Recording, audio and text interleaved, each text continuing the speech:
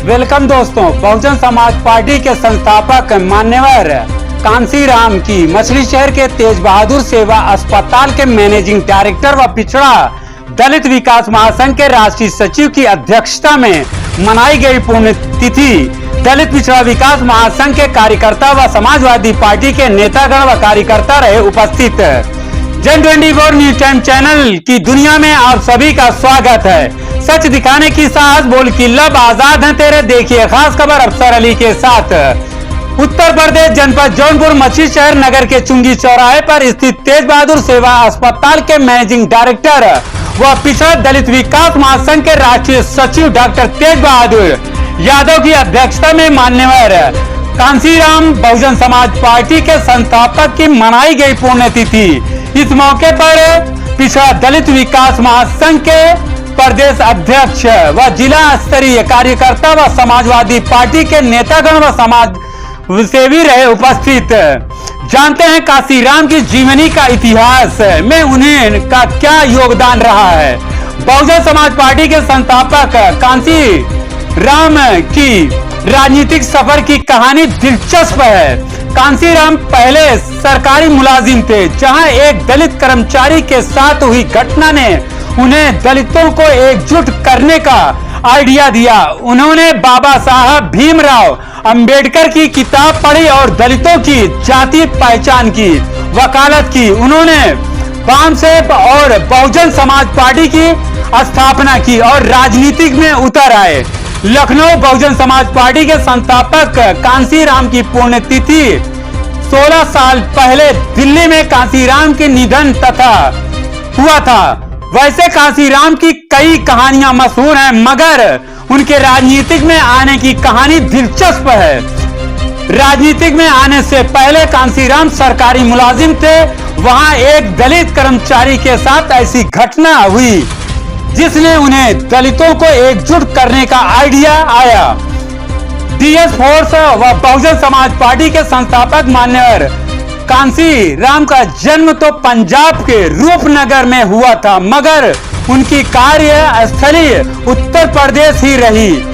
UP के इलाहाबाद से उन्होंने पहला चुनाव विश्वनाथ प्रताप सिंह के खिलाफ लड़ा था। इस चुनाव में कांसीराम हार गए थे। 1989 में पूर्वी दिल्ली से भी लोकसभा चुनाव लड़े। पहली बार लोकसभा चुनाव में जीत भी उन्हें प्रदेश में मिली। 1991 में बीएसपी और समाजवादी पार्टी के गठबंधन के बाद कांसीराम इटावा से चुनाव मैदान में उतरे और जीते। 1996 में होशियारपुर से जीत हासिल कर दूसरी बार लोकसभा पहुंचे। 2001 में उन्होंने मायावती को सार्वजनिक तौर पर अपना उच्चाधिकारी घोषित किया और अपना वादा पूरा किया। पहले कांसीराम के राजनीतिक में एंट्री करने की कहानी 1956 में ग्रेजुएट होने से 2 साल बाद उन्होंने सरकारी नौकरी मिली। 1958 में पुणे में स्थित डीआरडीओ में लाइब्रेरी असिस्टेंट बने।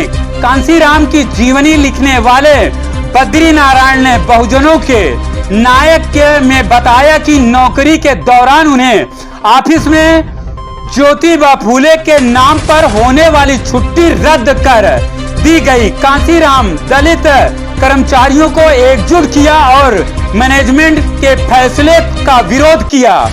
विरोध का कारण छुट्टी फिर से बहाल हो गई। इस घटना ने उन्हें दलित को एकजुट करने की प्रेरणा दी। उन्होंने बाबा साहब भीमराव अंबेडकर की किताब एनिहिलेशन ऑफ कास्ट पढ़ी।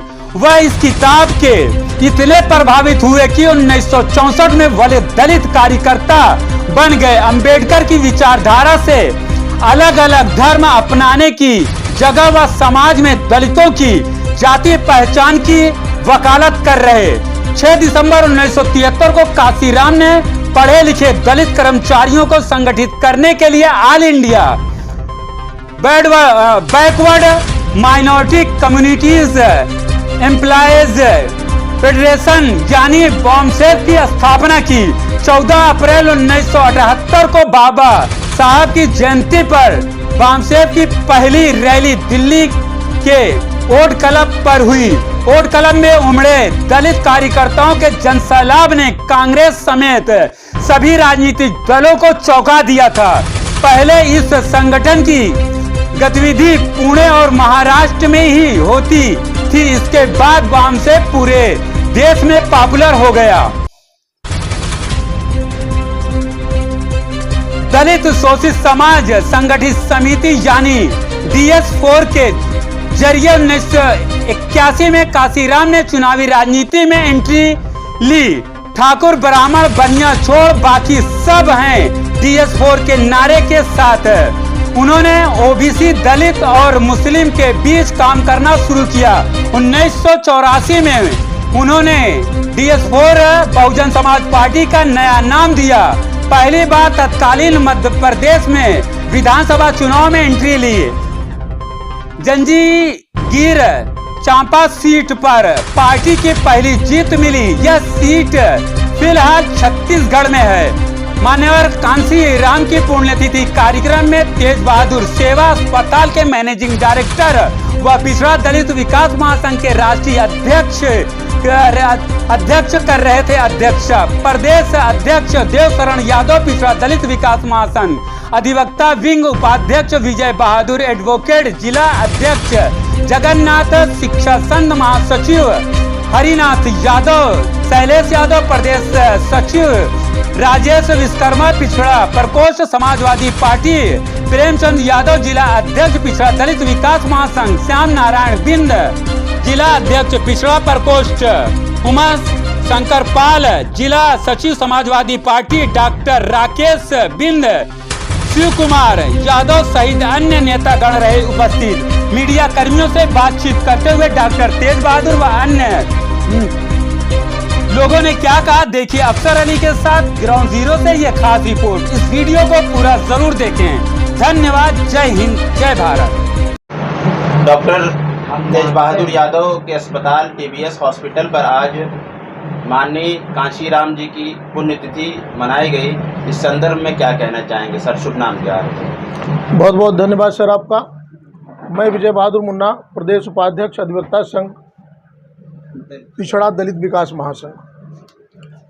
सर, मान्यवर साहब के बारे में जितना कहा जाए उतना कम है।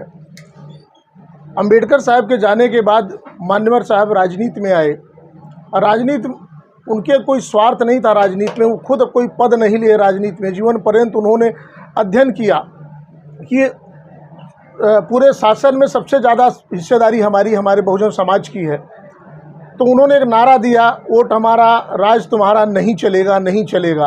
तो उन्हें लगा कि सत्ता में पिछले 70 साल से कांग्रेस सत्ता में बनी हुई है और हमारे लोग, बहुजन समाज के लोग, पिछड़े समाज के लोग, दलित समाज के लोग, जिनके हक अधिकार को शोषित किया जा रहा है, इन्हें उनके हक अधिकार को नहीं दिया जा रहा है। तो उन्होंने ये ठान लिया कि घर परिवार त्याग दिया। एक छोटी सी घटना में इनके माताजी को बताना, इनकी माताजी पंजाब में एक प्रांत में थे, पंजाब एक छोटे से शहर में थे। माताजी इनकी गई और माताजी ने इनसे कहा कि काशीराम तुम चलो घर। इन्होंने कहा माताजी मैं घर छोड़ चुका हूँ, अब मैं घर जाने वाला नहीं हूँ। अब मैं अपने बहुजन समाज को, सोई समाज को, कौम को जगाने का काम करूँगा। वह समाज जो पिछले अंबेडकर साहब ने जगाने का प्रयास किया आज तक नहीं जागी है, उस सत्ता शासन में उनका हक अधिकार दिलाने का काम करूँगा। तो माताजी 1.5 महीने कांशीराम के साथ रही। ये रात भर किताब पढ़ा करते थे मान्यवर कांशीराम साहब। एक दिन रात को 1 बज रहा था, माताजी ने कहा कसिया इतने रात को तू क्या कर रहा है? कांशीराम जी ने कहा माताजी मैं सत्ता की चाबी खोज रहा हूँ, शायद इन्हीं किताबों में सत्ता की चाबी है, इसीलिए दिन रात मैं इन्हीं किताबों को पढ़ता हूँ। माताजी जिस दिन मुझे सत्ता की चाबी मिल जाएगी उस दिन हमारा समाज जाग जाएगा। ये मान्यवर कांशीराम साहब के विचार थे। वो मान्यवर कांशीराम साहब आज दुनिया में नहीं है। 2 साल नियर अबाउट वो ब्रेन स्ट्रोक से बीमार थे। पक्षाघात उनको हुआ। 9 अक्टूबर 2006 में मान्यवर साहब हम आपके बीच में नहीं रहे। अंबेडकर साहब के जाने के बाद हम आपको जो हक अधिकार, सामाजिक, राजनीतिक, आर्थिक लड़ाई लड़ने में हम आपका सहयोग किए, मान्यवर कांशीराम साहब का सहयोग है। नहीं तो हमारे आप के हक अधिकार को कोई दिलाने वाला नहीं था, ना हमारे हक अधिकार की कोई बात करने वाला था। ऐसी दशा देश में चल रही थी पिछले 70 साल के इतिहास को हम आप अगर देखते हैं तो कहीं न कहीं दलितों का पूर्ण रूपेण शोषण हुआ। भारतीय संविधान में आरक्षण की बात कही गई, लेकिन आरक्षण आज तक पूर्ण रूपेण उन समाज को नहीं मिला जो समाज पिछले 70 सालों से आरक्षण को चाहिए।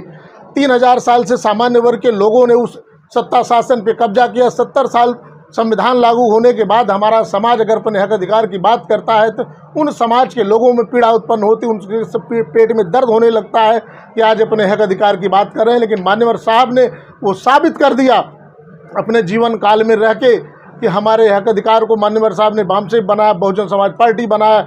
माननीय मुलायम सिंह यादव जी को भी उन्होंने यह संदेश दिया, माननीय मुलायम सिंह को यह सलाह दी कि माननीय मुलायम सिंह जी आप एक पार्टी की स्थापना कर दीजिए, तभी हम आप इस देश में सत्ता शासन बना पाएंगे, अपने पिछड़े और दलित भाइयों को एक कर पाएंगे। इस प्रकार राजनीतिक घेराव मान्यवर कांसी साहब ने जो चक्रव्यूह बनाया, उस चक्रव्यूह के आधार पर आज हमारा पिछड़ा, दलित और अन्य समाज के लोग सत्ता शासन में अपनी भागीदारी अपना रहे हैं। ये मान्यवर साहब की 100% 100% देन है। मान्यवर साहब के चरणों में मैं पुनः बार बार नमन बंदन करता हूँ। ऐसे महापुरुष दुनिया में फिर दोबारा पैदा नहीं होंगे, इसलिए बार बार मैं अपनी वाणी को यहीं विराम देता हूँ। बहुत बहुत धन्यवाद सर। आप पिछड़ा दलित, आज मान्यवर कांसीराम जी का जो है पुण्यतिथि है, इस पर आप जो है देशवासियों को क्या संदेश देना चाहते हैं? बहुत बहुत धन्यवाद। आज मान्यवर कांसीराम का पुण्यतिथि मनाई जा रही है। सभी लोग मान्यवर साहब को याद कर रहे हैं।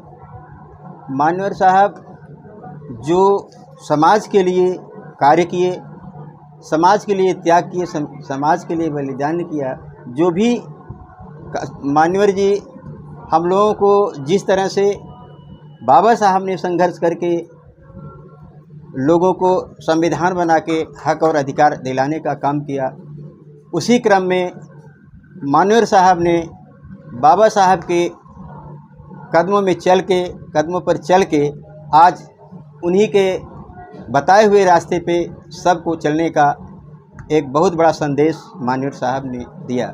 मान्यवर साहब ने गरीबों, मजलूमों, असहाय और बहुजनों के लिए जो कार्य किया, जो लड़ाई लड़ा और जो संदेश दिया सबको, वो मान्यवर साहब को इसलिए आज सारे लोग याद कर रहे हैं। और मान्यवर साहब को हम सब कभी भूल नहीं पाएंगे। मान्यवर साहब ने जो संदेश दिया, मान्यवर साहब ने जो नारा दिया, मान्यवर साहब ने जो हम लोगों को एक एनर्जी, मतलब कि हम लोगों को एक साहस दिया, बोलने और लड़ने का अधिकार, मान्यवर साहब ने हम लोगों को जागरूक किया। मान्यवर साहब समाज के लिए मान्यवर साहब ने बहुत कुछ दिया, बहुत कुछ किया, और आज हम लोग उन्हीं के बताए हुए रास्ते पे चलने का प्रयास कर रहे हैं। और मान्यवर साहब ने नारा दिया था, अभी हमारे वकील साहब ने बताया कि राजनीति में बहुत कुछ अब हो रहा है, जो कुछ हो रहा है सभी लोग देख रहे हैं, बहुत कुछ कहना नहीं है। कि मान्यवर साहब ने एक नारा दिया था, वकील साहब ने बताया कि वोट हमारी, राज तुम्हारा नहीं चलेगा, नहीं चलेगा। ये मान्यवर साहब का एक नारा था। मान्यवर साहब का एक नारा और था कि जितनी जिसकी संख्या भारी उसकी उतनी हिस्सेदारी। ये मान्यवर साहब ने बता दिया सबको, आप सभी लोग एक होकर लड़ाई लड़ो, अपने अधिकार की लड़ाई लड़ो, और सभी लोग जो है अपने हिस्सेदारी को सरकार से लड़के अपने हिस्सेदारी को मांगने का प्रयास करें। और मान्यवर साहब ने ये भी कहा था कि देखो, जब तक तुम्हारी सत्ता की चाबी आपके पास नहीं रहेगी, तब तक आपके डीएम और एसपी नहीं बना पाओगे। डीएम एसपी बनाना है तो सत्ता की चाबी ज़रूरी होता है। इसलिए सभी लोगों को मैं पुनः मान्यवर साहब के माध्यम से बताना चाहता हूँ कि देश में जब तक आप लोग एक नहीं होगे और इसी तरह बिखरे रहोगे, तो इसी तरह से आप परेशान किए जाओगे। और जिस तरह से आज राजनीति में जो कुछ हो रहा है आप लोग देख रहे हैं, बहुत गड़बड़ हो रहा है, बहुत कुछ हो रहा है। अब हमको एक होने की ज़रूरत है, मान्यवर साहब के बताए हुए रास्ते पे चलने की ज़रूरत है। अब सभी 85% लोग एक हों, मैं यही सभी लोगों से अनुरोध करता हूं। और पुनः मान्यवर साहब को हम लोग याद करते हैं, श्रद्धा सुमन अर्पित करते हैं और जब तक कि सूरज चांद रहेगा माननीय साहब का नाम रहेगा। बहुत बहुत धन्यवाद।